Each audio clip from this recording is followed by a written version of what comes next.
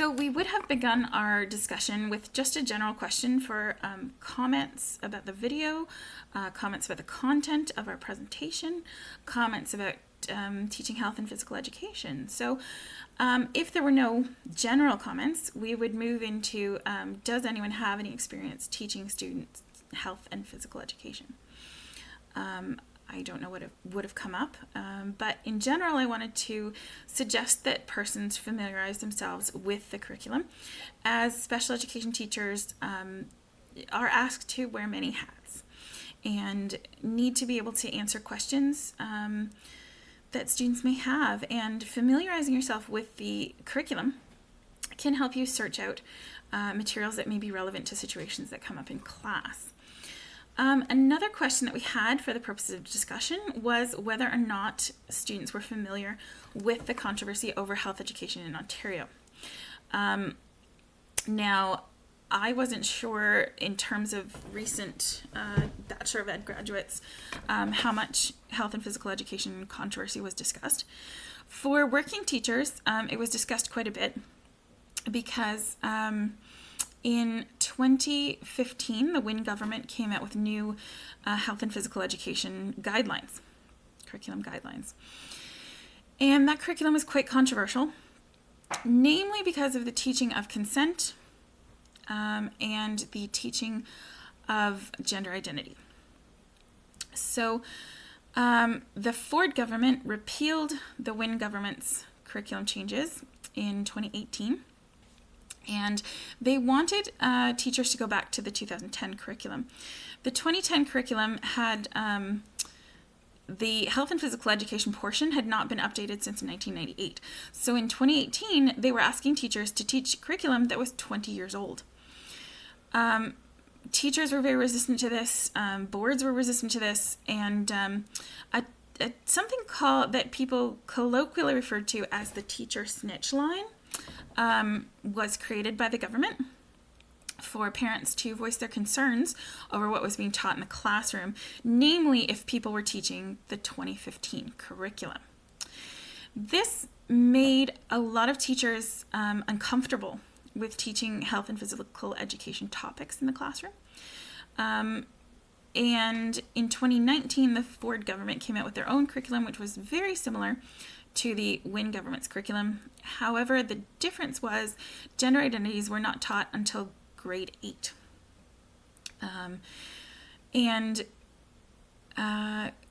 It's important to familiarize yourself with the fact that parents are often uncomfortable with health and physical education topics, and there is an opt-out option.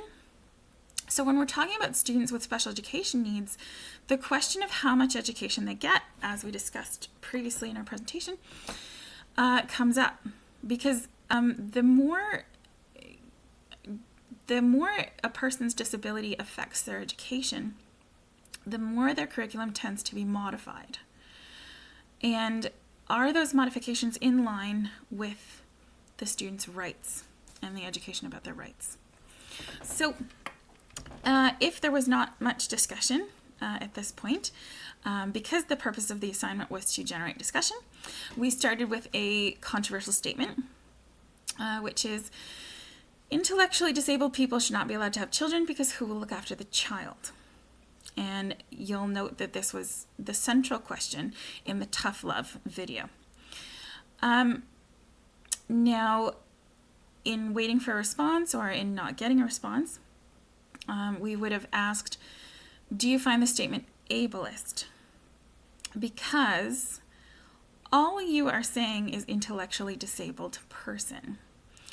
That does not tell you their capability. It's coming from a place of assuming that their disability makes them incapable. And how do you understand someone's capability if you don't give them the opportunity to try? And according to the CRPD, they have the right to have a family. How far that right extends into undue hardship, that is a different question. And that's something to consider. There is no answer to the statement. It was used for the purposes of generating discussion. Next, we moved into some scenarios because we weren't sure how much people would discuss, and we thought we would give some options of how to discuss. So these were real scenarios that happened to me, and in the spirit of reflective practice, I wanted to get the class's opinion on what they think is relevant factors to consider when responding to these situations. I'm not going to go into the specifics, the details, because I don't think it's relevant at this point, because the class is not here to discuss. However, the factors that I wanted people to consider is, what was the student's right? Would you as a teacher support their human rights, and how would you do that? And at what point would you make the decision that the students are adults? Because I used specific ages that were adults. Many people are not familiar with the fact that in special education, the students are allowed to attend up to the age of 21. So you will find yourself teaching adults. And in teaching adults, you don't contact the parents unless you have permission. So we had one scenario where a student expressed a wish to become pregnant and said their parents wanted them on birth control. And my response was simply, do you like your doctor?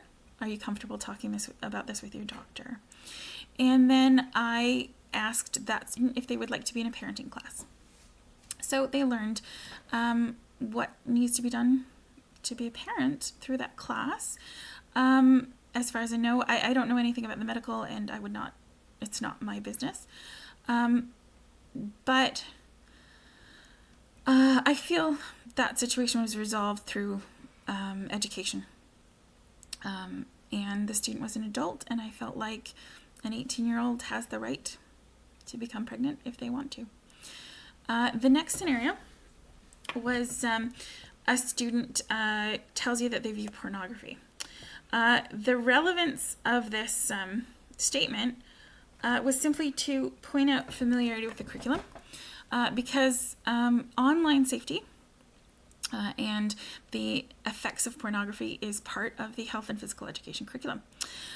So if I had wanted to, I could have modified the curriculum to include some discussion of the dangers of pornography. However, this came up in a situation where my student told me that his parents had taken away his computer, and I said, why? And he said, because I was watching porn. So I felt that because he whispered and the parents had taken away the computer, I didn't feel like I needed to have a discussion with him about the dangers of pornography.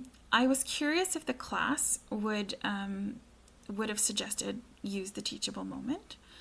But then my response would have been, this is an adult accessing adult entertainment.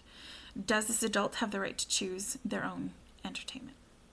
So there's no answer for any of these. They were purely for discussion. And the last scenario was the most concerning for me, which was a student who was meeting men online for the purposes of sex. And we struggled with this, my EAs and I, and we actually went to the VP for the student. And the VP had a conversation with the student. I don't know how that conversation went. I was not privy to that conversation, but that was as far as we went in terms of protecting the student. We wanted to make sure that they had the relevant information, and that essentially they had been warned that their actions were possibly dangerous, potentially dangerous. But we did not feel that it was our right to intervene because, again, the student was an adult exercising the rights of an adult. And so in concluding our presentation, the main takeaway is the infantilization of persons with intellectual disabilities, the fact that they are often grouped together when there are varying degrees of disability, mild, moderate, severe, and profound, or profound and severe. And you don't know how you will react in the moment to students' questions about health and physical education. But it's important to familiarize yourself with their rights. It comes down to their rights. And that is all. Thank you very much.